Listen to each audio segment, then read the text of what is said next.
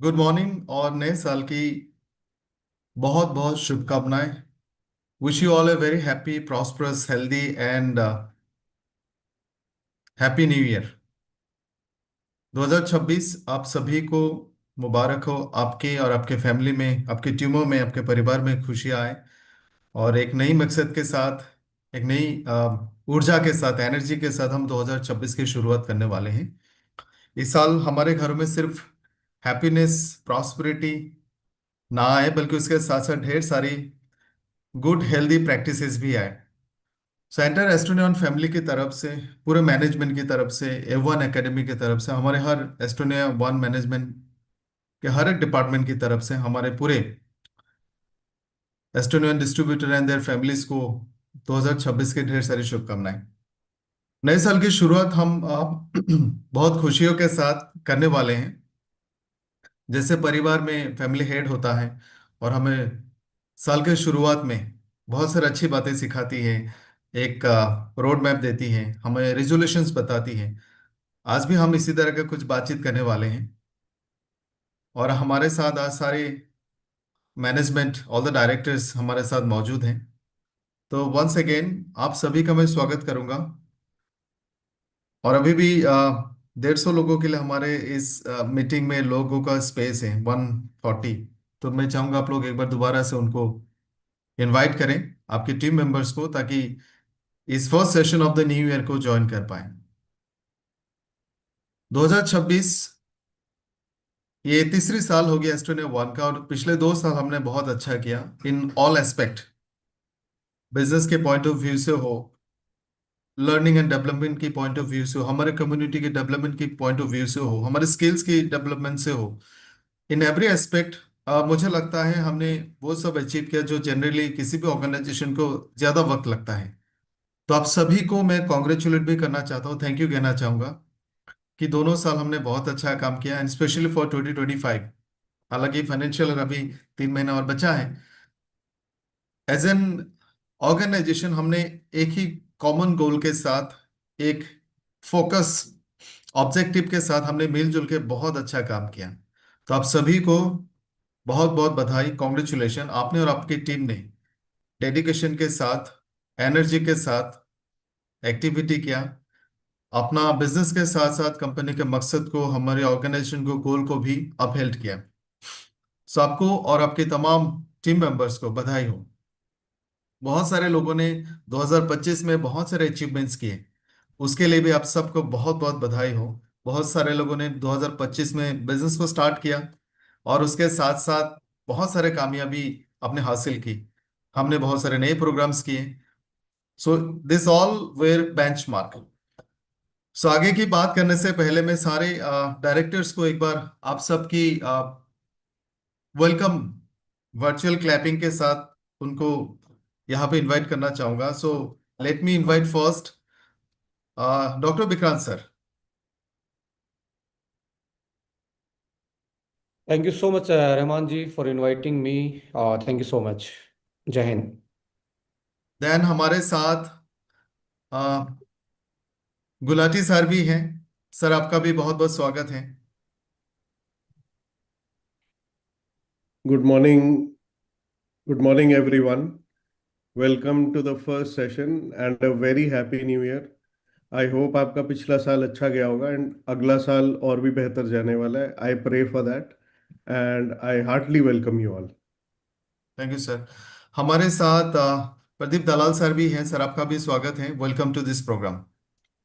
Thank you Vishwakur जी।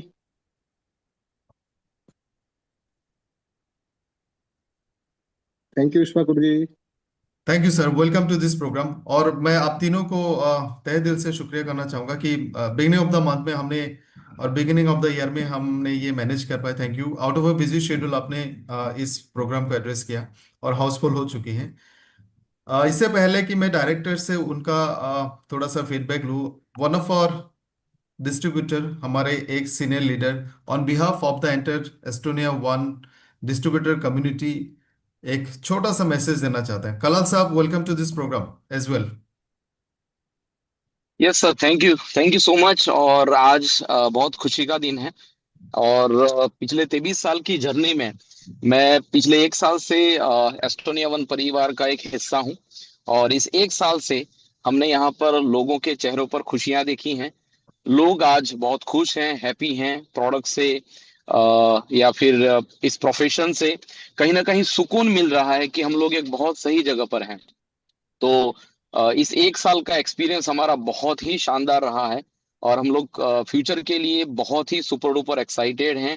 और जिस हिसाब से प्रोडक्ट की लाइनअप है, जिस हिसाब से सर्विसेज हैं, जिस हिसाब से प्रोडक्ट के रिजल्ट हैं, जिस हिसाब से हमारा मैनेजमेंट है, इन सारी चीज़ों को देखते हुए मैं अगर कहूँगा तो शब्द बहुत कम पड़ जाते हैं।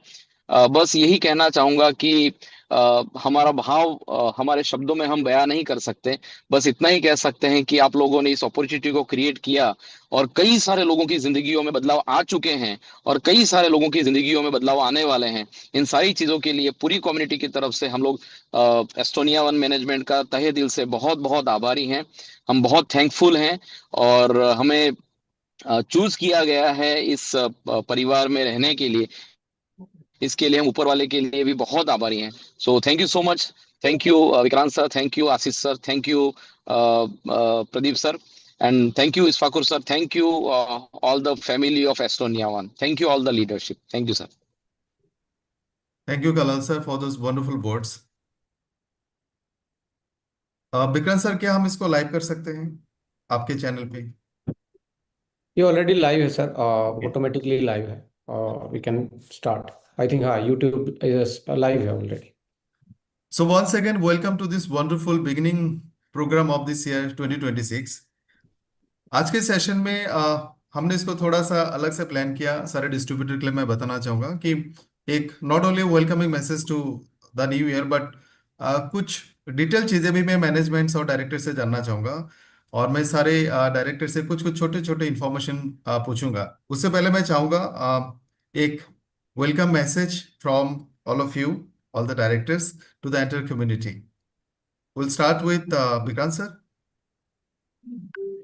Rahman sir, thank you. और सभी हमारे जितने भी एसोसिएट हैं, इस बिजनेस के पार्टनर हैं और इस जर्नी का हिस्सा बने, सबको ढेर सारी बधाइयाँ हैं इस साल की। और जो आप सपने देखते हैं एज ए अपने प्रोफेशनल करियर में और पर्सनल जो आपके गोल्स हैं, आपके टारगेट हैं, हम यही भगवान से विश मांगेंगे कि वो आप 2026 में उनको आप अचीव कर पाएँ, बहुत नज़दीक पहुंच पाएँ। और ये साल आपको खुशियों के साथ हर टाइप की प्रॉस्पेरिटी आपकी ज़िंदगी में लेके आए। और मुझे पता है कि डायरेक्ट सेलिंग जो कम्युनिटी है वो बहुत ही ज़्यादा पॉजिटिव कम्युनिटी है। वो ऐसी कम्युनिटी है जो कभी हार नहीं मानती और मिनिमम स्किल में भी आदमी बहुत बड़ा सोचने की हिम्मत रखता है इस इंडस्ट्री में। और तो ये इसको एक खास बनाती है। और यहाँ पे लोगों का जो जज्बा है ना हार मानने का, वही इस बिजनेस की ब्यूटी भी है, वही इस बिजनेस को आगे भी लेके जाता है। तो इसी संकल्प के साथ, इसी सारी चीज़ों के साथ जो हमारा जज्बा है उसको हम बरकरार रखेंगे और मैनेजमेंट भी उसी जज्बे के साथ और उन्हीं प्रैक्टिसेस के साथ फुल एनर्जी के साथ इस 2026 का वेलकम करने का तैयार है आप लोगों के साथ। सो ढेर सारी शुभकामनाएं आपको सभी लोगों को जो यहाँ अभी देख पा रहे हैं या हमारे साथ जितने भी लोग अभी यहाँ पे कनेक्टेड नहीं है, क्योंकि 1000 लोगों का ही ये कनेक्टिविटी हो सकती थी, वो फुलफिल है। पर आपके माध्यम से जितने लोग सुन रहे हैं या आप जिस जिस टीम को हेड कर रहे हैं, तो आपके माध्यम से भी हम सब परिवार के सदस्यों को very very happy new year बोलना चाहेंगे। Back to you Rahman sir. Thank you sir. Ashish sir, जो हमारे director of services and operation है, सर आपकी तरफ से भी न्यू ईयर का कोई wish and message to the community? Thank you everyone. I really think जो पिछला साल था वो हम सबके लिए एक बहुत सिग्निफिकेंट साल रहा है। It has created a lot of milestones for us. Last year we were able to introduce our leading product, which is Young Fuel. Our company has been shaping very well in the anti-aging segment, and we were able to create that sort of foundation in the market. As well as, not to forget, I mean, Estonia Labs also got listed last year in the stock exchange, and I really feel that we've just started, and we will pick up that pace in the coming few years. And the coming few years are going to be especially exciting for all the leadership that is currently with us in Estonia One, because you will witness a lot of growth and immense, what I would say that, with international companies and Indian companies, we will actually broadcast the live uh, growth factor to you, what you can see today and what where you will be in the next 5 years. So I really wish everyone a very happy new year. Stay with us and keep growing, keep developing your skills, and we all will witness a very bright future with Estonia One. That's what I'm looking forward to. Thank you so much Ashish sir. And moving to Pradeep Dalal sir, जो हमारे director of finance and public relation का है। Pradeep sir, आप भी हमारे S21 की community को कोई नए साल का मैसेज देना चाहते हैं? सबसे पहले तो आपको नए साल की बहुत बहुत शुभकामनाएं, और ये नया साल आपके परिवार को और आपके अच्छे स्वास्थ्य को लेकर बहुत ही अच्छा जाए। बस मेरी यही शुभकामनाएं आप सबके साथ। Thank you. Thank you so much. Ladies and gentleman, Estonia one की शुरुआत में डे वन से हमने अपने आप को एक अलग तरीके से अपने आप को रिप्रेजेंट किया। That was the year of redefining direct selling, the first year. उसके बाद हमने अपने कॉन्सेप्ट को एस्टेब्लिश किया, न्यू प्रोडक्ट लाइनअप को सेट किया।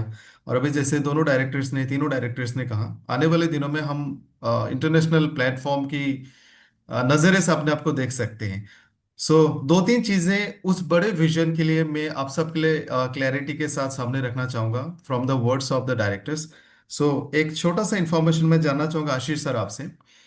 आज के टाइम में इंडियन कंपनी और जो MNC कंपनीज होती है, इंटरनेशनल स्टैंडर्ड कंपनीज होती है, उसका डिफरेंस हम लोगों को बहुत आसानी से मालूम होता है। ऐसे में एस्ट्रोनिया वन इस गैप को, जैसे इंडिया में जो स्टैंडर्ड है और ग्लोबल जो स्टैंडर्ड है, बहुत बड़ा गैप है। एज एन इंडियन प्लेयर इस गैप को एज ए मैन्युफैक्चरर हम कैसे फुलफिल करने वाले हैं, maybe from today onwards और on the coming days as an international manufacturer? Right.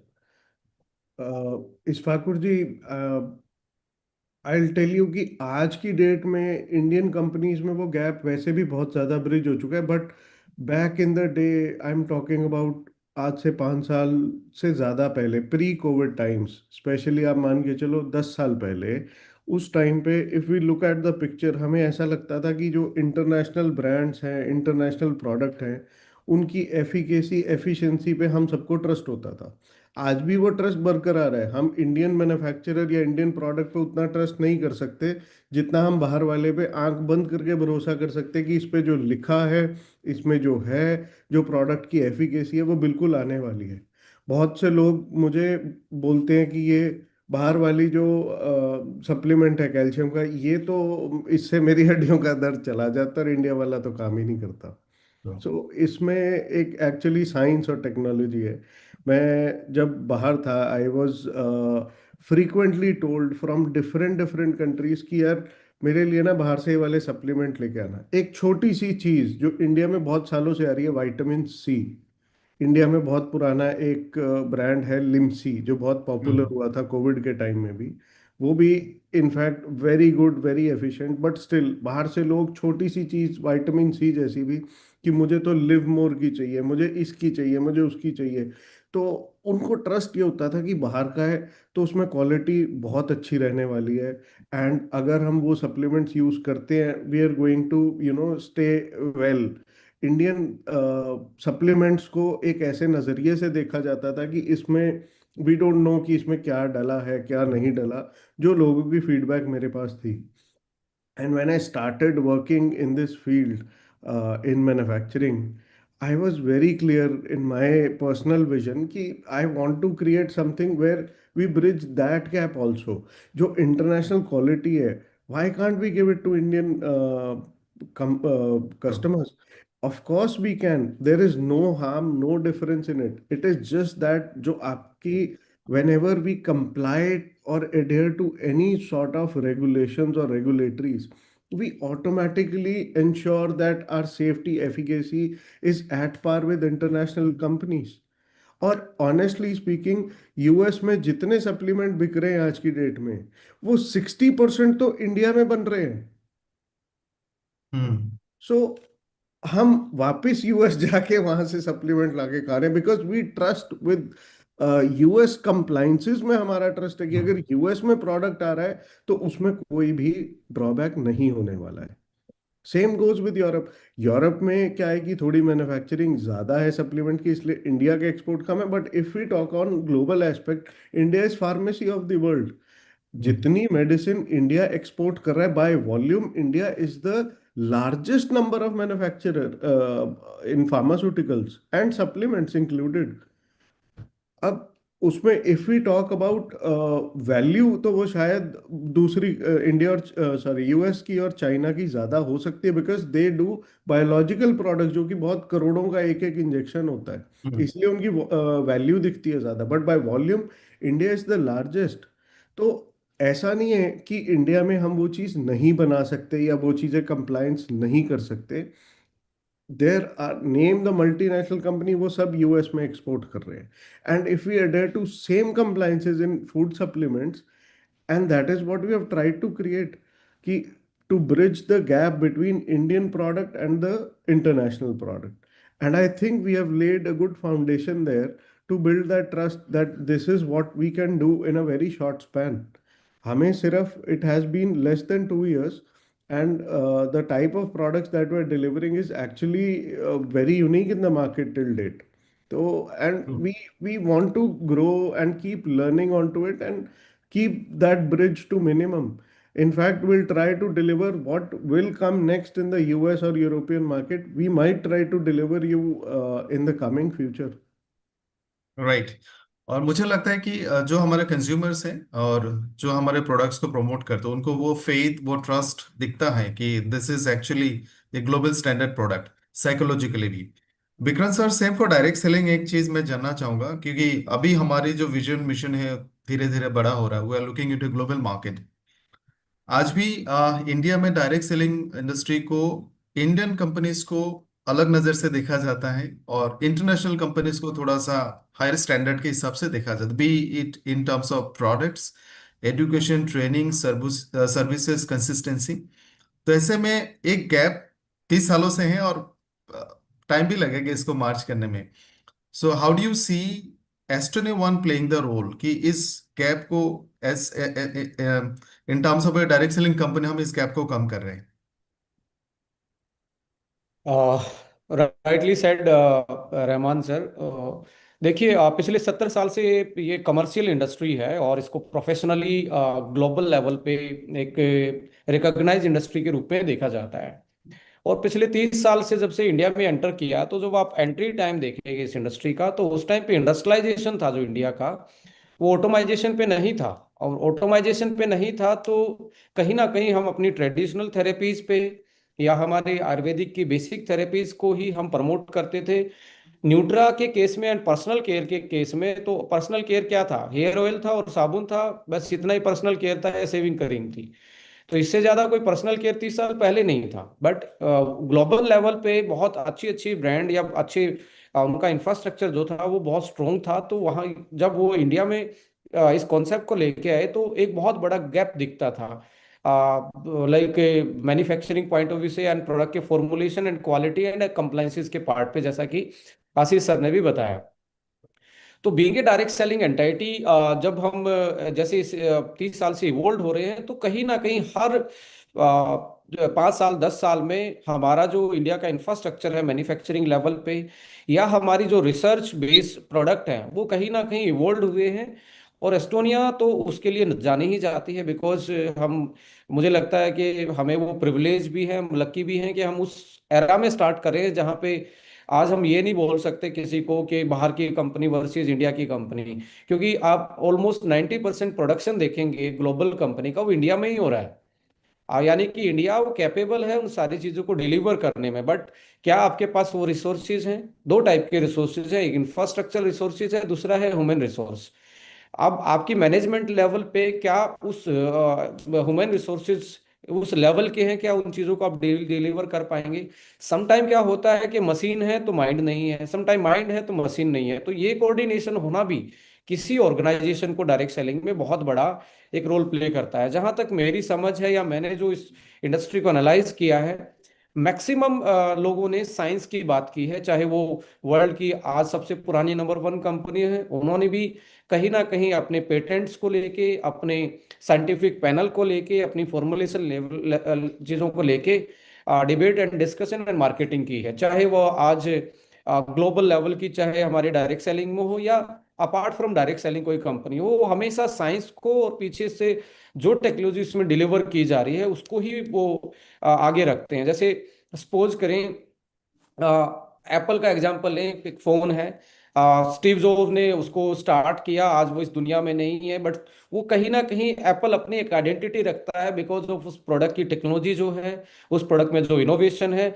वो फाउंडर के नाम से नहीं जाना जाता, वो कहीं ना कहीं टेक्नोलॉजी के नाम से जाना जाता है।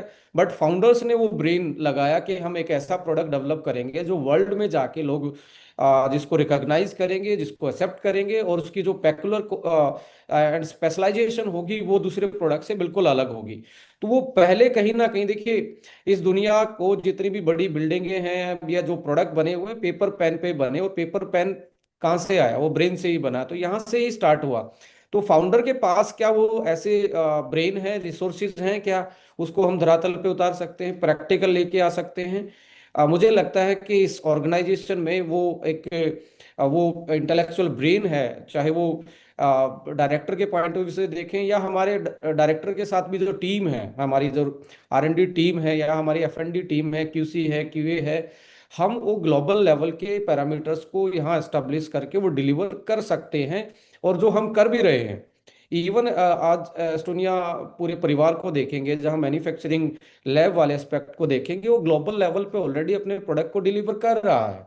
So why not in direct selling aspect, हम उसी स्टैंडर्ड को कैसे कैरी करके आगे लेके जा सकते हैं। यहाँ पे अब ये था कि आपको एक आइडेंटिफाई कैसे करेंगे। अब मैं जनरली, मुझे पिज़्ज़ा खाने का मन हो, जो कम ही होता है, आशीष जी हंसेंगे इस बात पे, तो यहाँ पे आप डोमिनोज या पिज़्ज़ा हट डिलीवरी जो भी ब्रांड है उस पे आप जाने की कोशिश करेंगे। अब शाही पनीर कोई भी नहीं खाने जाता है डोमिनोज पे, वो सीधा कोई रेस्टोरेंट या ढाबे का नाम याद आएगा उसको। तो सेम लाइक दैट कि एज ए एस्टोनिया हम क्या हैं, हमें लोग किस नाम से जानेंगे या आइडेंटिफाई कैसे करेंगे। तो इस ऑर्गेनाइजेशन को के जो फुटप्रिंट आने वाले टाइम में दिखने वाले हैं मार्केट में, जो अभी दिख भी रहे हैं, that is holistic wellness and anti ageing को, ये चाहे वो आपके न्यूट्रास्यूटिकल प्रोडक्ट हों या पर्सनल केयर प्रोडक्ट हों, वो इसी सेगमेंट में ही सबसे ज्यादा रहने वाले हैं।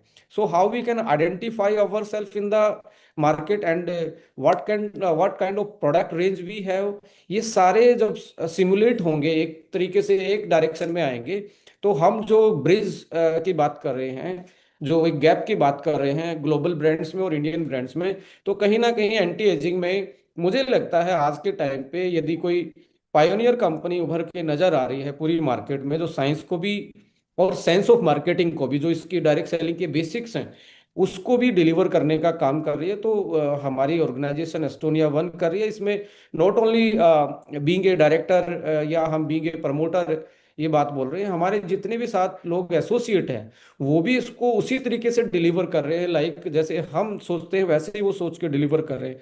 और हमने एक बेंचमार्क सेट किया है कि प्रोडक्ट कैसे होने चाहिए, कॉन्सेप्ट कैसा होना चाहिए, और प्रमोटर कैसे होने चाहिए। इन सारी चीज़ों पे हमने अपने आप को अपग्रेड किया है मार्केट में।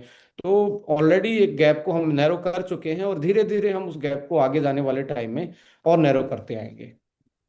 True, totally agreed.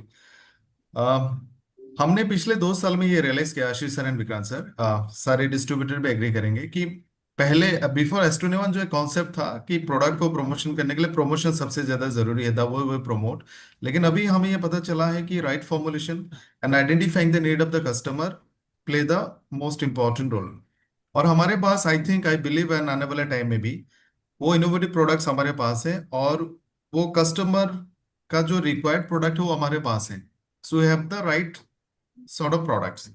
अब इन प्रोडक्ट्स को बेहतर लेवल से बेहतर तरीके से मैन्युफैक्चर करना और कस्टमर में वो फेथ, वो ट्रस्ट बिल्ड करना, और कस्टमर हमेशा सर्टिफिकेट कॉम्प्लाइंसेस की बात करते हैं, हालांकि बहुत सारे लोगों को नहीं पता, बट हमने वो अवेयरनेस क्रिएट की है।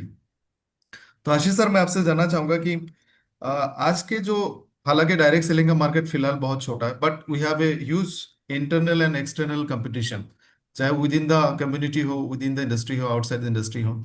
ऐसे कॉम्पिटिटिव मार्केट में और जिस तरह के इनोवेटिव प्रोडक्ट्स हम लेके आ रहे हैं, इसके लिए कंप्लायंसेस कितना इंपॉर्टेंट रोल प्ले करते हैं, द वन वी हैव?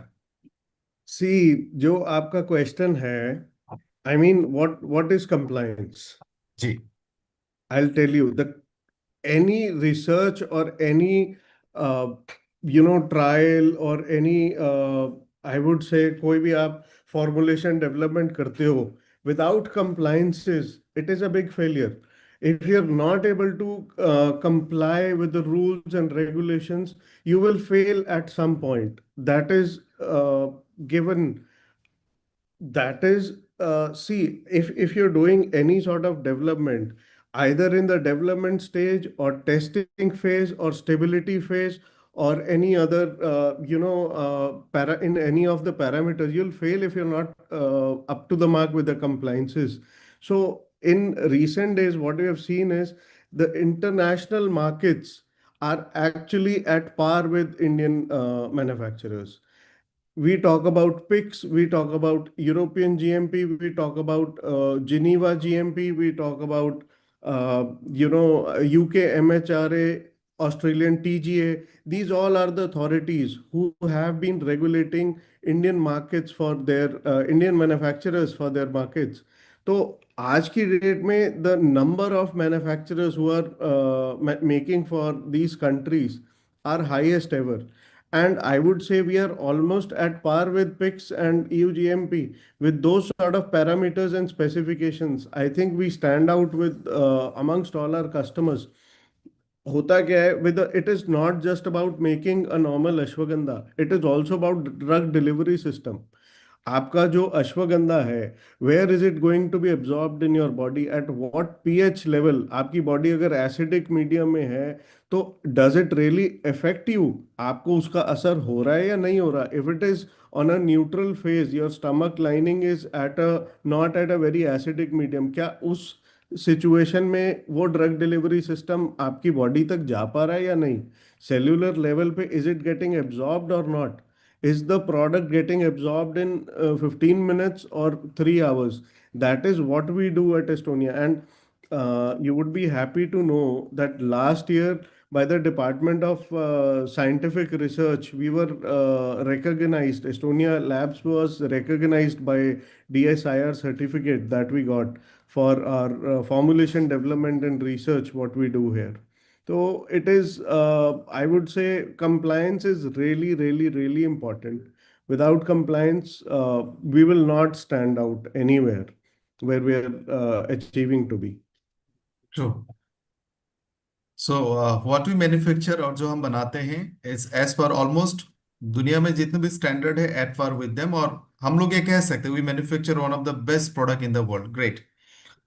हमने अपने प्रोडक्ट्स में कुछ न्यू फीचर्स, टेक्नोलॉजी का इस्तेमाल किया। विक्रांत सर, आपसे मैं जानना चाहूंगा, क्योंकि इन जो कॉन्सेप्ट की हम बात कर रहे हैं, एवरी डे हमारे डिस्ट्रीब्यूटर कम्युनिटी इन प्रोडक्ट्स को लोगों तक पहुंचाते हैं, और आज के टाइम में लोग बहुत सारे सवाल पूछते हैं। सो हमें भी पता होना चाहिए कि हमारे प्रोडक्ट की जो फीचर्स है, टेक्नोलॉजी है, उसका मायने क्या है और वो कैसे रोल प्ले करता है।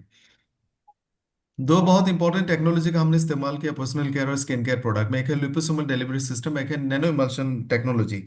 सो इसको मैं एडवांस टेक्नोलॉजी या फिर कटिंग एज टेक्नोलॉजी कहूंगा। विक्रांत सर, इस तरह का टेक्नोलॉजी से प्रोडक्ट का जो एफिकेसी है, सेफ्टी है, एब्जॉर्प्शन है, बायो अवेलेबिलिटी है, compare to the other product, similar products, कैसे बेहतर है?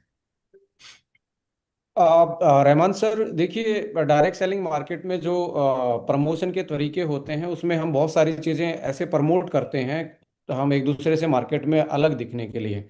बट हमारा पर्सपेक्टिव मार्केट में अकेला अलग दिखना नहीं है। हमारा पर्सपेक्टिव है कि हम इंसानों के साथ काम कर रहे हैं, हम कोई ऐसी चीज और इंसानों की सेफ्टी के साथ खिलवाड़ करना किसी का भी राइट नहीं हो सकता। तो जब भी प्रोडक्ट फॉर्मुलेट होगा वो इंसानों की नीड पे, इंसानों की जो आज की प्रॉब्लम है, हम उनकी लाइफ को कैसे एनरिच कर सकते हैं, that is main perspective.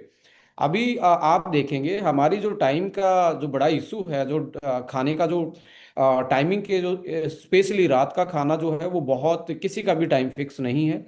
But as per biology हमारे लीवर और हमारे पेनक्रियाज का टाइम फिक्स है सिरकेडियन साइकिल के हिसाब से। तो आज आप देखेंगे गट हेल्थ एक सबसे बड़ा इशू बनता जा रहा है। तो ये गट हेल्थ को देखते हुए जो डिलीवरी सिस्टम है, ये बहुत वैल्यूएबल रोल प्ले करते हैं प्रोडक्ट की एफिकेसी और सेफ्टी बढ़ाने में।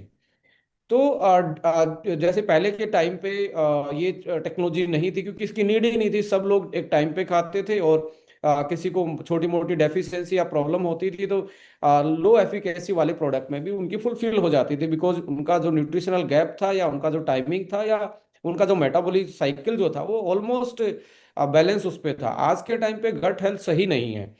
तो आप कोई भी प्रोडक्ट या इंग्रेडिएंट जब आप किसी ह्यूमन बॉडी में को देते हैं यूज करने के लिए, तो वो पहला उसका जो इंट्रैक्शन है उसके गट लाइन पे है, और उसकी गट लाइन पे आने के बाद यदि बाहर लिखा है कि ये इतना डला है, क्या वो बॉडी में इतना डल रहा है या नहीं डल रहा, दैट इज मोर इम्पोर्टेंट।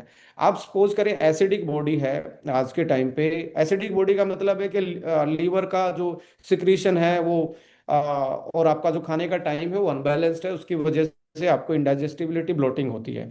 अब ऊपर से आपने सप्लीमेंट भी खिला दिया जिसको बंदा उसका लीवर ने जो बाइल बना तो वो इमल्सिफाई कर ही नहीं पा रहा है।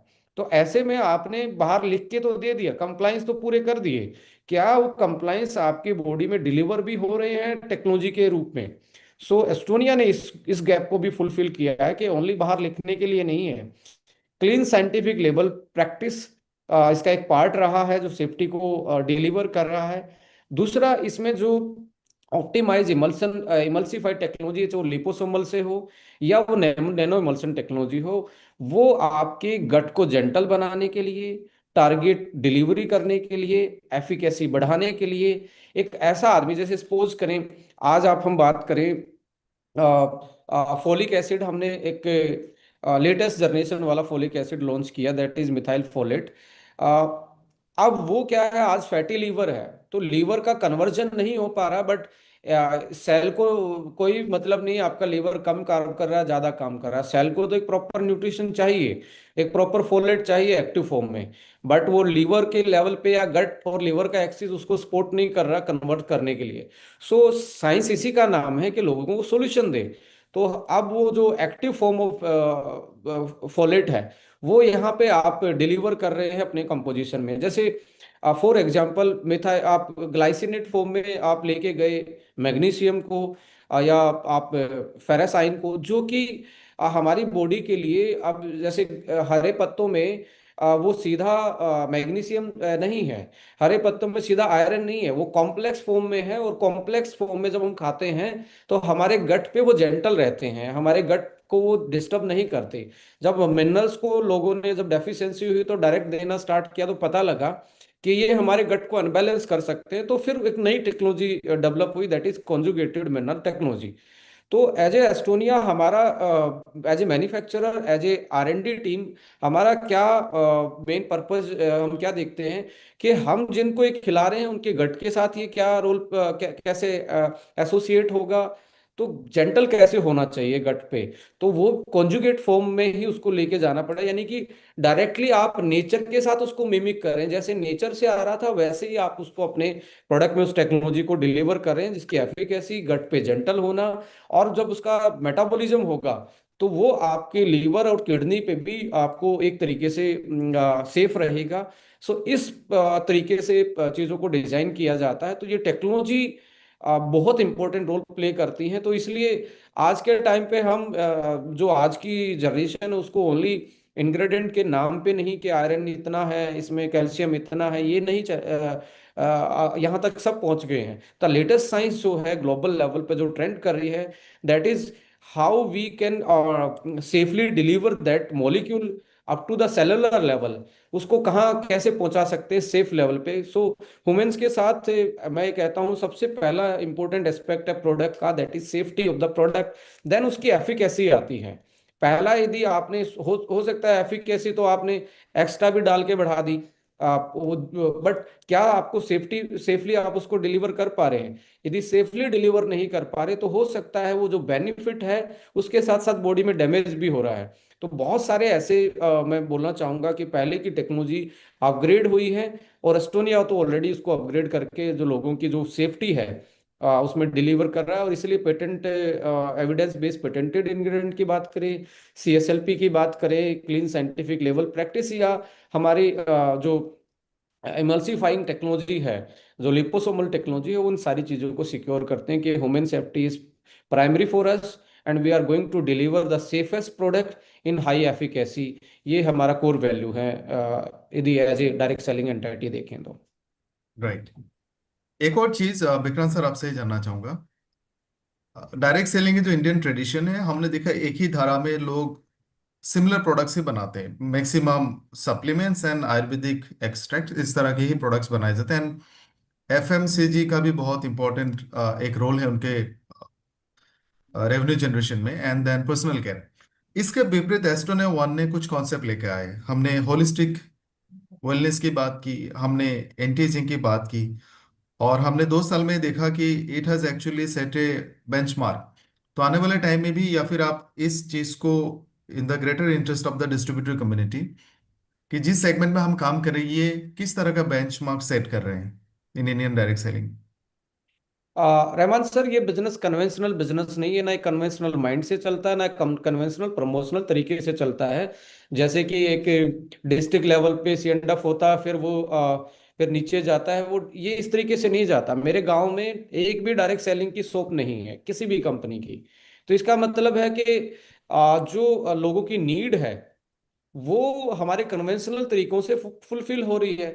तो ये नॉन कन्वेंशनल बिजनेस है और नॉन कन्वेंशनल मार्केटिंग का तरीका है। इसमें आप देखेंगे आज हमने यदि कोई भी सपोज करो चेन्नई ओपन करना है तो वहाँ ऑफिस खोलने की जरूरत नहीं होती डायरेक्ट सेलिंग में। लोग वहाँ पे अपने आप स्टार्ट करते हैं, प्रोडक्ट को यूज करते हैं और अपने उसके शेयर द बेनिफिट में जाते हैं। तो आप बिना ऑफिस खोले भी एक मार्केट को कल खोल सकते हैं। तो ये इसलिए इसको नॉन कन्वेंशनल बनाता है। यहाँ इंसान कंपनी को नहीं ज्वाइन करता, या इंसान इंसान को ज्वाइन करता, बिकॉज इसलिए हम इसको रिलेशनशिप का बिजनेस बोलते हैं। ये भी इसको नॉन कन्वेंशनल बना रहा है। तो यदि आप एज ए मैनेजमेंट इसको कन्वेंशनल बना दें कि मेरे पास भी साबुन है उसके पास भी साबुन है, तो आप अल्टीमेटली उस मार्केट में घुस जाएंगे जिसमें आपको पता ही नहीं आपको कहाँ जाना है।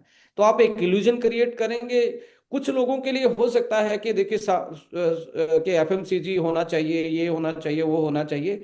बट आप ग्लोबल पैरामीटर पे देखेंगे, वर्ल्ड की कंपनी जो आज 100 देशों में काम कर रही है, वो किन प्रोडक्ट लाइन के साथ गई? वो नॉन कन्वेंशनल प्रोडक्ट लाइन या कॉन्सेप्ट को लेके पहुंची। वो कभी भी एफएमसीजी सेक्शन को लेके नहीं पहुंची है वो कभी भी। क्योंकि ये बिजनेस रेफरल का बिजनेस है कि मैंने किसी को प्रोडक्ट दिया, उसने यूज किया, मुझे उसने फीडबैक दिया डायरेक्टली, क्योंकि रिलेशनशिप से गया वो। सो ये नॉन कन्वेंशनल अप्रोच में यदि आप कन्वेंशनल लाइन को आप डोमिनेट कर देंगे, अब यहाँ जो ग्राहक है वो दुकान से नहीं जुड़ा हुआ, वो इंसान से जुड़ा हुआ है। अब साबुन खत्म हुआ, मुझे तो पता नहीं है इसका साबुन खत्म हो गया, तो वो जो ग्राहक था वो मेरे से फोन करके साबुन थोड़ा ना मंगवाएगा, हो सकता है मैं उस दिन अवेलेबल ना हूं। तो वो क्या करेगा? बिना नहाए तो नहीं रह सकता। वो जाएगा साइड की दुकान पे, खरीद के फिर से नहाना स्टार्ट करेगा। या हमारे से पहले भी साबुन लोग लगा ही रहा था। तो क्या रेफरल दे रहा है वो? आपका रेफरल यदि इफेक्टिव नहीं है और उसमें आपकी मोनोपोली नहीं है, उसमें आपकी एक्सपर्टी नहीं है उस प्रोडक्ट रेंज में, तो आप एक बबल क्रिएट करेंगे और उसके कुछ टाइम के बाद ऑफर वॉफर लगा के, जयकारे लगा के, हाइपर मोटिवेशन में उस बास्केट को वन टाइम डिलीवर कर देंगे। पर to sustain and retain, that is very very difficult task with that kind of product range जो हमने अपने पिछले इंडिया के 30 साल से जैसे इंडस्ट्री इवॉल्व हुई है वैसे इसको देखेंगे तो आपको लगेगा कि ये कुछ लोगों के लिए कन्वेंशनल तरीका है एकदम से बिजनेस को डोर ओपनिंग कर दें। यस, हमारे पास वो फेस वॉश भी है, साबुन भी है, बट हमारी आइडेंटिटी होलिस्टिक वेलनेस और एंटी एजिंग में रहने वाली है। कल को कोई बोलेगा कि यदि किसी को यंग रहना है, हेल्दी रहना है, लाइफ लाइफ स्पैन और हेल्थ स्पैन को मेंटेन करना है, अपनी लाइफ को एनरिच तरीके से जीना है, वेल लाइफ में हेल्थ के पॉइंट ऑफ व्यू से वैल्यू एडिशन करना है, तो एस्टोनिया वन एक बहुत बेहतरीन कंपनी है जो ऐसे प्रोडक्ट बनाती है। तो वो कस्टमर हमारे से डायरेक्टली बात करेगा कि यार मेरे को ये चाहिए, और आप डायरेक्टली उसको डिलीवर भी कर सकते हो, बिकॉज उसमें आपका मार्जिन जो है, उसमें आपका जो फाइनेंस बेनिफिट है, वो एक साबुन में और एक शैम्पू में नहीं आ सकता। और ना आप एक डिलीवरी बॉय का काम कर सकते इस बिजनेस में। आप एक सर्विस पार्टनर हैं, आप एक काउंसलिंग पार्टनर हैं, आप एक रिलेशनशिप में हैं उस कस्टमर के साथ। सो हाउ यू को योर वैल्यूज, जैसे अब होता क्या है, मैं जिस सोसाइटी में रहता हूं, मैं उस प्रोडक्ट रेंज के साथ नहीं जा सकता जो प्रोडक्ट रेंज मेरी सोसाइटी में जो एक स्टेटस है, वैल्यू है, उसको नीचा कर दे, उसको मत बताने में मुझे थोड़ी सी हेजिटेशन हो।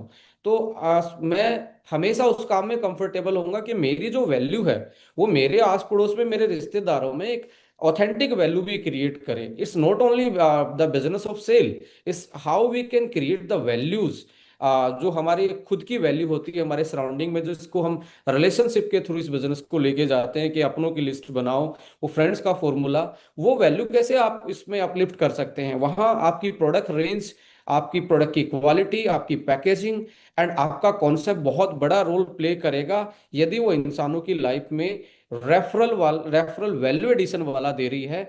सो हेल्थ से बड़ा कोई रेफरल होता ही नहीं है। एक एरिया में बहुत सारे डॉक्टर होते हैं, बट कुछ डॉक्टर का नाम होता है कि बहुत अच्छा डॉक्टर है, एक होता है डॉक्टर है। तो ये बहुत अच्छा का मतलब है कि उसके पास जाने से लोगों की का जो बीमारी है वो जल्दी से मैनेज होता है, इसलिए उसका नाम है कि भाई उस एरिया का अच्छा डॉक्टर है। तो आप किस जोन की कैसी कंपनी बनना चाहते हैं, यहाँ पे आपके प्रोडक्ट की लाइन जो है, आपका जो कॉन्सेप्ट है, वो एक तरीके से आपको डिफाइन करेगा, आपकी एनर्जी को, आपकी आपकी आने वाली कल्चर को और आपके कॉन्सेप्ट को। सो मैं इस नॉन कन्वेंशनल को हमेशा बोलना चाहूंगा, इस बिजनेस को हमें as a management non conventional ही रहने देना चाहिए, क्योंकि इसका नेचर यही है। यदि इसका नेचर बदल दिया तो आपको और मुझे पता नहीं लगेगा कब ये बड़ा हुआ और कब एकदम से बबल फूटा, और फिर हम ये बोलेंगे कि देखो इन्होंने पहले तो सही किया था, बाद में ये चेंज कर दिया, इसके कारण हुआ। बट अल्टीमेटली जिसने इस बिजनेस को कन्वेंशनल बनाया है वो विलुप्त हो गए हैं, वो इस उसको पता ही नहीं लगा कब वो बने और कब वो नीचे चले गए। So make it non conventional, उसी को इंश्योर करने की हमारी आइडियोलॉजी है। बीइंग ए मैनेजमेंट, जब as a board of director हम डिस्कस करते हैं, डाटा एंड स्टेट्स को निकालते हैं, ग्लोबल लेवल की चीज़ों को एनालाइज करते हैं, तो हमने यही देखा कि एज ए मैनेजमेंट हमारा काम है चीज़ों को सिक्योर करना, लोगों की लाइफ को, यहाँ यहाँ कैरियर को या प्रोडक्ट लाइन को या कॉन्सेप्ट को, इसमें कोई समझौता नहीं होना चाहिए। तो कन्वेंशनल तरीके दूसरे हैं बिजनेसेस के, वो अपने धरे पे चल रहे हैं, ये नॉन कन्वेंशनल बिजनेस है, इसको नॉन कन्वेंशनल ही बना रहना चाहिए। और हम एज ए मैनेजमेंट ये अश्योर करते हैं ये नॉन कन्वेंशनल ही तरीके से जाएगा, और नॉन कन्वेंशनल प्रोडक्ट बास्केट ही इसमें डोमिनेट करने वाली है। वी डू एग्री, कुछ प्रोडक्ट डेली रोजमर्रा की लोग हमारे से रिक्वेस्ट करते हैं, बट वैसे हमारे पास एक एफएमसीजी के प्रोडक्ट हैं। बट मैं ये जरूर बोलूंगा, जितने number of product young fuel sale होता है, उतना नंबर ऑफ यहाँ साबुन सेल नहीं होता, जहाँ एक 8,000 का प्रोडक्ट है और एक 40 रुपए का प्रोडक्ट है। तो right. This is all about the mindset and all about the basic nature of this business, that is non conventional business. And Estonia one जो पूरा परिवार है, इसको कोशिश में लगा हुआ है कैसे आपकी आइडेंटिटी को और ज्यादा मजबूती दी जाए with our product service and professional approach. Thank you Vikrant sir. Pradeep Dalal sir से मैं कुछ जानना चाहूंगा। वैसे सबके लिए बता दो, प्रदीप दलाल सर डायरेक्टर के साथ साथ प्रोड्यूसर भी है, फाइनेंस को हैंडल करते हैं और हमें ज्यादा स्क्रीन में नहीं दिखते। बट जो भी हम सोचते हैं, प्रोडक्ट बनाते हैं, आप तक पहुंचाते हैं, उसका प्रमोशन होती है, एक्टिविटीज होती है, ट्रेनिंग होती है, उनमें जो फाइनेंशियल रिक्वायरमेंट्स होती है, that is taken care by Pradeep Dalal sir. Pradeep sir, finance team, finance department किस तरह से हमारे विजन को आगे लेके जा रही है, या फिर आने वाले टाइम में भी कैसे चीजों को और स्मूथली रन करने में हेल्प करेगी? Pradeep sir. Thank you Thakur ji. सबसे पहले तो आप सबका अगेन न्यू 2026 में मैं वेलकम करता हूं। और जैसे कि मेरे पास एक डिपार्टमेंट है मैं उसकी रिस्पॉन्सिबिलिटी देखता हूँ, तो हमारे पास सबसे ज़रूरी चीज़ ये है कि जैसे हमारी मैनेजमेंट एक decision authority board of director के ऊपर डिसाइड है, और जब बोर्ड ऑफ डायरेक्टर ने मेरे को भी एक डिपार्टमेंट की रिस्पॉन्सिबिलिटी मेरे लिए डिसाइड की, तो मैं आज उसको एक कोऑर्डिनेशन से अच्छे तरीके से उसको रन करने की कोशिश करता हूँ। सबसे ज़रूरी बात ये है कि सर, कोई भी रिस्पॉन्सिबिलिटी अगर आपको मिलती है, तो आप उस रिस्पॉन्सिबिलिटी को बड़े टाइम पे डिलीवर कर पा रहे हैं और ट्रांसपेरेंसी से डिलीवर कर पा रहे हैं या नहीं है। तो मैं एक छोटा सा एग्जांपल देना चाहूँगा इसमें कि एक आज तक हम 22 पे आउट दे चुके हैं, जो हम सभी टाइम पे डिलीवर भी किए हैं, और बड़ी ट्रांसपेरेंसी से कोई फंड बट के बिना हम डिलीवर कर पाए हैं। और उन सब में हमारी जो अथॉरिटी है, मैं अपनी अथॉरिटी पे अपने डिसीजन के ऊपर मैं ये कोशिश करता हूँ हमेशा कि मैं जो मेरे को रिस्पॉन्सिबिलिटी मिली है, मैं उसको बड़े टाइम से निभा पाऊँ। तो बोर्ड ऑफ डायरेक्टर और मैनेजमेंट और आप सभी डिस्ट्रीब्यूटर की वजह से ही आज, इस कोऑर्डिनेशन की वजह से ही हम इंडिया की एक ग्रोइंग कंपनी का रूप ले चुके हैं। मेरे ऊपर जो रिस्पॉन्सिबिलिटी सबने बैठ के डिसाइड की है, तो मैं कोशिश करूंगा आगे भी उसको उसी तरीके से आगे गो थ्रू करूंगा। उनको हमेशा ही कोशिश रहती है कि हम बड़े ही ट्रांसपेरेंसी से और प्रोफेशनल तरीके से चीज़ों को डिलीवर कर पाएं, जो हमने शायद कोशिश करके करने की किया कोशिश भी की है। Thank you sir. Thank you so much Pradeep sir for this dedication. और हमने जितने भी प्रोग्राम्स किए, चाहे आईबीसीस हो, आरबीसीस हो, छोटे प्रोग्राम हो, बड़े प्रोग्राम हो, हमें हमेशा ही ऑन टाइम सब कुछ हमें दिखता है। So thank you to this finance team and department. Ashish sir, हमारे सारे डिस्ट्रीब्यूटर का एक विजन होता है, एक गोल होता है, और एक उनको दिखता है, फ्यूचर दिखता है।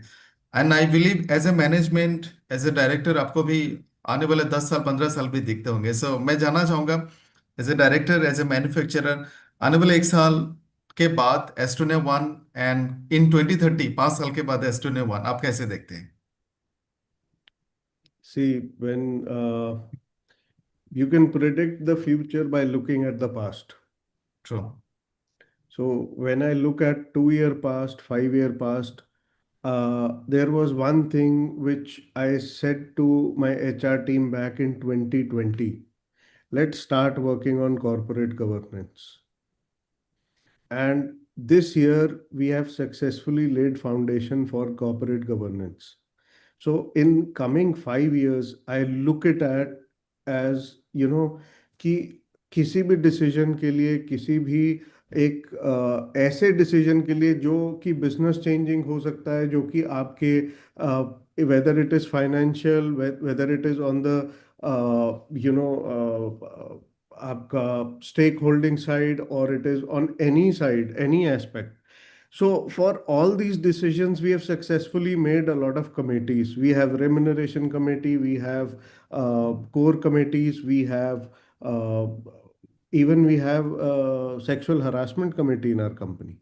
So we have successfully developed 14 such committees at the moment. And these committees, they take their own decision with their own powers. And I am almost part of only two such committees.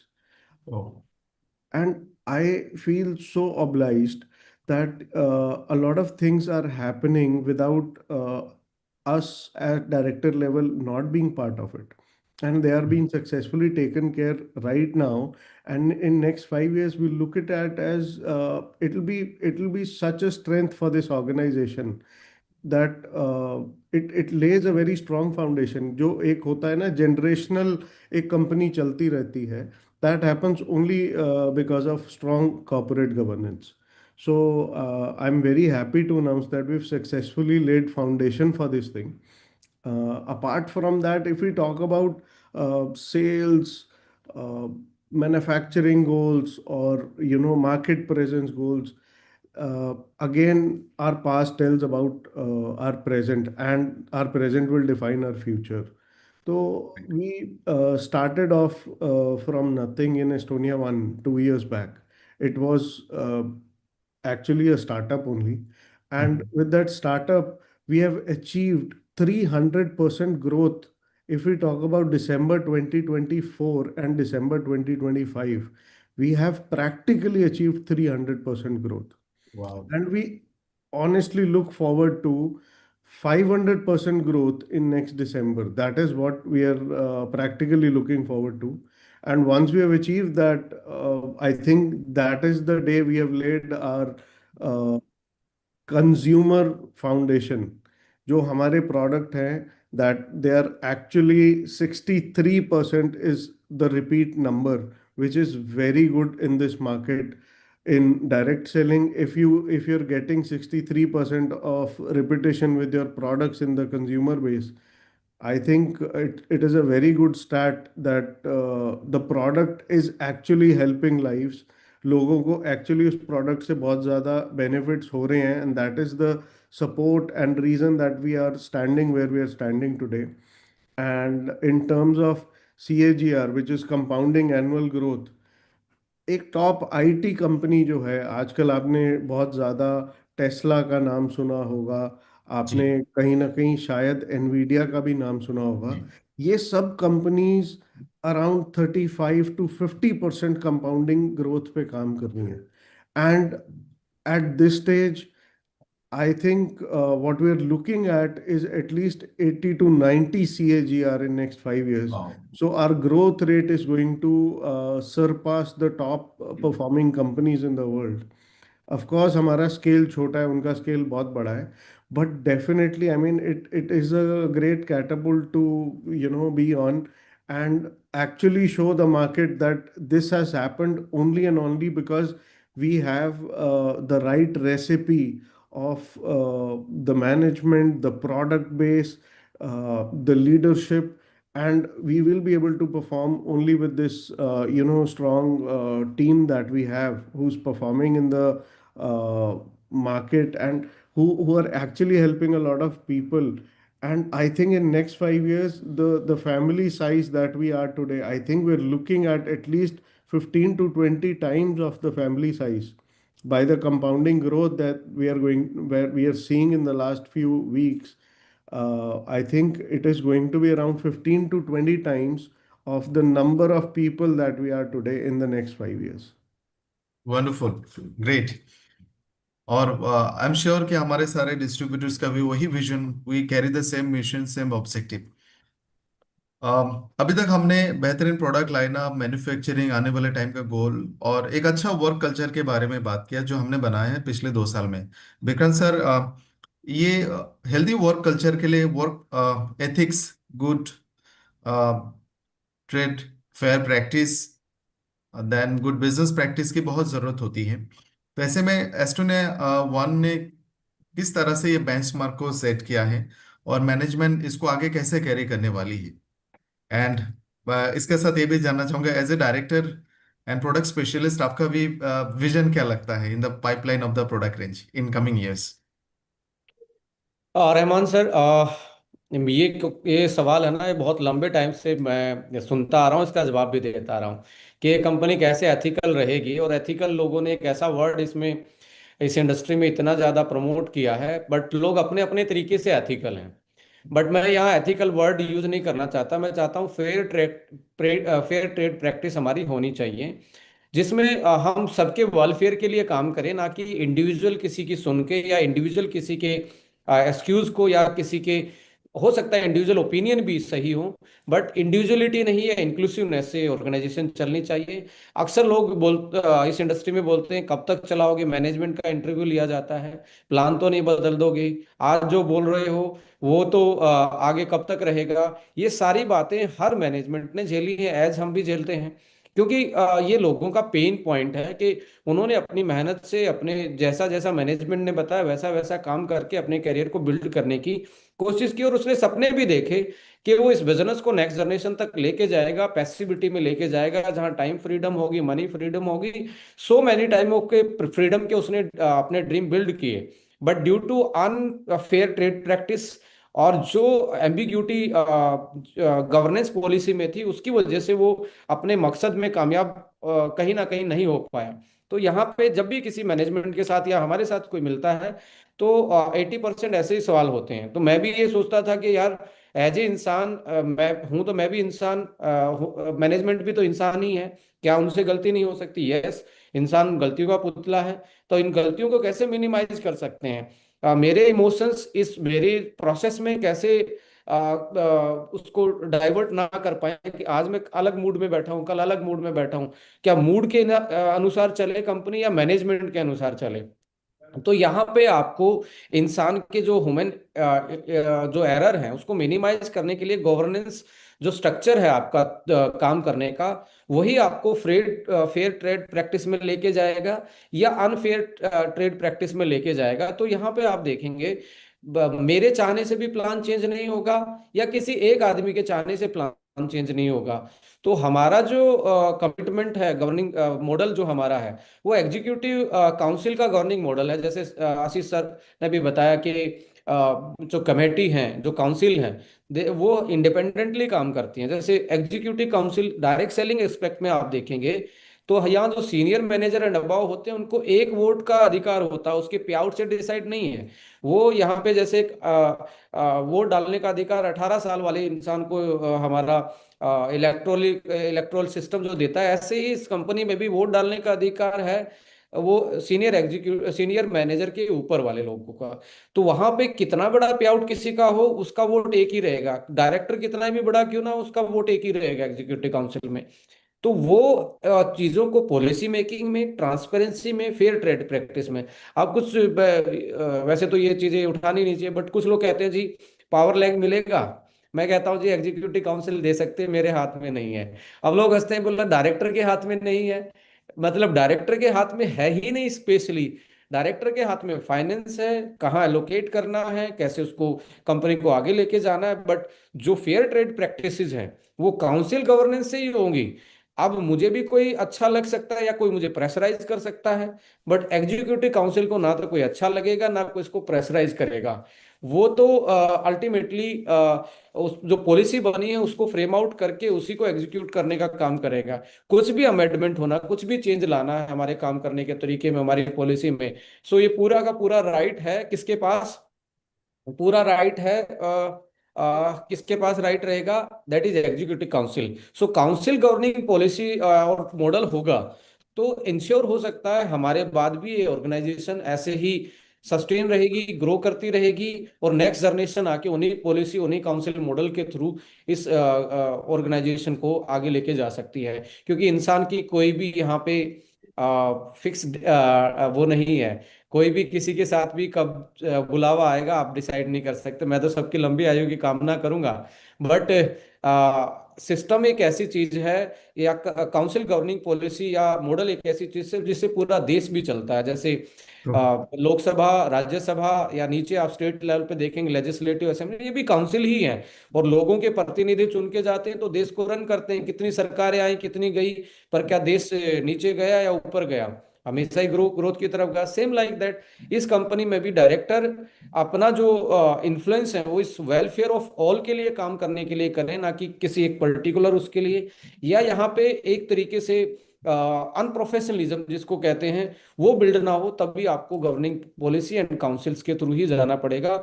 और ये ensure करते हैं हम सभी को कि हमारी जो फेयर ट्रेड प्रैक्टिस है वो बोलने के लिए नहीं है, वो हमारी काउंसिल्स के थ्रू है। यहाँ ट्रांसपेरेंसी कोर वैल्यू है हमारी, और ये इसके साथ कोई भी खिलवाड़ नहीं हो सकता। So equal opportunity for all का एजेंडा है यहाँ पे। Equal opportunity for all he ensure रहेगी वो, क्योंकि एक आदमी से ड्राइव नहीं है, वो एक पूरे सिस्टम से ड्राइव है। दूसरा मैं बोल ही चुका हूँ, यानी कि आशीष जी ने भी उसको एंडोर्स किया कि यहाँ पे प्रोडक्ट लाइन जो है या हमारी जो टेक्नोलॉजी है या हमारा जो नॉन कन्वेंशनल इस बिजनेस को करने का तरीका है वो नॉन कन्वेंशनल ही रहने वाला है। ये ऐसे ही ग्रो करेगा, और लोगों की जो फीडबैक सिस्टम से हम अपने आप को इवोल्व करते हैं एग्जीक्यूटिव काउंसिल के थ्रू, वो हमें एक नेक्स्ट लेवल पे इस कंपनी को लेके जाने में, मुझे लगता है कि इतने कैपेबल लोग हैं आज इस लीडरशिप में, वो अपना जब फीडबैक देते हैं और एग्जीक्यूटिव काउंसिल में उसको पुट इन करके एक नया फ्रेम आउट या पॉलिसी बनाते हैं चीज़ों की, तो वो एक मुझे लगता है एक बेहतरीन कॉम्बिनेशन है इस ऑर्गेनाइजेशन के पास, जो कि इनिशियली किसी के पास नहीं होता। तो यहाँ से ये जवाब जरूर मिल जाना चाहिए कि जी प्लान कब तक चलेगा, कंपनी कब तक चलेगी, ये कब तक चलेगा, वो कब तक चलेगा। ये ऑर्गेनाइजेशन उन सवालों पे है ही नहीं, ना उन ये पैरामीटर ऑर्गेनाइजेशन पे वो डे फर्स्ट से लागू होते हैं, जिस just because of their system. इसलिए आप इसको एक वेरीफाइड कंपनी बोल सकते हो, that is governing through their policies, board of director and council. और एक वेरिफिकेशन में लास्ट ईयर हमने एक बैज ब्लू टिक भी डाला, that is BSc listed company के रूप में। सो ये परिवार एक अच्छी हेल्दी ऑर्गेनाइजेशन की तरह फल फूल रहा है। और यहाँ पे ये एश्योर करेंगे एज ए मैनेजमेंट कि किसी के साथ अनफेयर प्रैक्टिस यहाँ नहीं हो सकती। गवर्नेंस जितनी भी सेल है हमारी, वो डायरेक्टर ड्रिवन नहीं है, वो पॉलिसी और एग्जीक्यूटिव काउंसिल और काउंसिल ड्रिवन ही है। Back to you Rahman ji. Thank you so much Vikrant sir, Ashish sir and Pradeep sir, ये बताने के लिए, दिखाने के लिए और रियलाइज कराने के लिए, एंड ऑल्सो टू विजुअलाइज कि what we have in basket, और हम कितने सिस्टमेटिक तरीके से एक बहुत ही स्ट्रॉन्ग फाउंडेशन के साथ अपने आप को बिल्डअप कर रहे हैं। And I believe we have golden days coming ahead. सब कुछ सही है and we are driving in a very systematic way. So this is the right platform to drive our career, और जो एज ए लेगेसी हम अपने next generation को देके जाने वाले हैं। सो हमने नए साल की शुरुआत बहुत अच्छी तरह से किया with a clear set of mindset and objective and vision. So once again आप सभी को नए साल की ढेर सारी शुभकामनाएं। क्लैरिटी के साथ काम करें, मेहनत करें। जी विक्रांत सर। जैसा आशीष सर ने बताया कि हमने 300 टाइम ग्रो किया, यानी कि 3x लास्ट दिसंबर से, लास्ट जनवरी से दिसंबर तक देखेंगे तो ऑलमोस्ट हमने 300% की ग्रोथ ली है। और आशीष सर ने बड़ा वो भी किया, बताया भी कि हम यहाँ पे 500 टाइम करने वाले हैं। और हम पूरी टीम, यानी कि जितनी भी हमारी लीडरशिप है, जो फ्रंट लाइनर्स हैं, जो फील्ड में काम कर रहे हैं, सभी मैं चाहूंगा विजुलाइज करें कि हम एज ए कंपनी 500% की ग्रोथ इस साल करेंगे। और ये हमारा कमिटमेंट ही नहीं है, ये हमारा विजुलाइजेशन नहीं है, इसको हमने करना ही है और हम सब मिलके करेंगे। और ये अकेला हमारा मिशन नहीं है, हम सबका मिशन है। तो हम 5 गुना आज की जो ग्रोथ है, 5 गुना की ग्रोथ पे अगले साल, नए साल की शुभकामनाएं एक दूसरे के साथ शेयर कर रहे होंगे। सो मिशन 500% का, यानी कि 5x ग्रोथ का आप अपना भी बना के रखें, उस स्पीड में अपनी भी स्पीड, अपनी टीम की स्पीड बना के रखें। और ये पक्का करेंगे, मुझे कोई भी डाउट नहीं है। जिस तरीके की लीडरशिप हमारे साथ है और जिस तरीके के लोगों के फीडबैक हैं और जो हमारे पूरे प्रोजेक्ट की अचीवमेंट है, ट्रस्ट है, लोगों की उम्मीदें हैं, उन सारी चीज़ों को यदि इकट्ठा करके इंक्लूसिव बोलें, यस, ये आज परिवार पहले वाले परिवार जितना नहीं है, बड़ा हो गया, प्रोडक्ट रेंज बड़ी हो गई है, लोगों की ट्रेनिंग आगे जा चुकी है, लोगों की नॉलेज ऊपर बढ़ चुकी है। तो अब ये डुप्लीकेशन पे नहीं, मल्टीप्लीकेशन पे प्रोजेक्ट जा रहा है। और इस मल्टीप्लीकेशन में अपनी सीट बेल्ट तो बांधे रखें, सेफ्टी तो जरूर रखें, बट टेक ऑफ करें अपने करियर को इस ऑर्गेनाइजेशन के साथ, और सेफली आप इसको ड्राइव करें अपने बिजनेस को। So once again very very happy new year to all. ऐसे ही प्रॉस्पेरिटी के साथ, खुशियों के साथ इस बिजनेस को, अपनी लाइफ को जरूर आगे बढ़ाएं। Thank you. Thank you everyone and wish you a fantabulous 2026. Thank you so much for connecting with us, and thank you all the directors. Thank you so much. Good day. Thank you.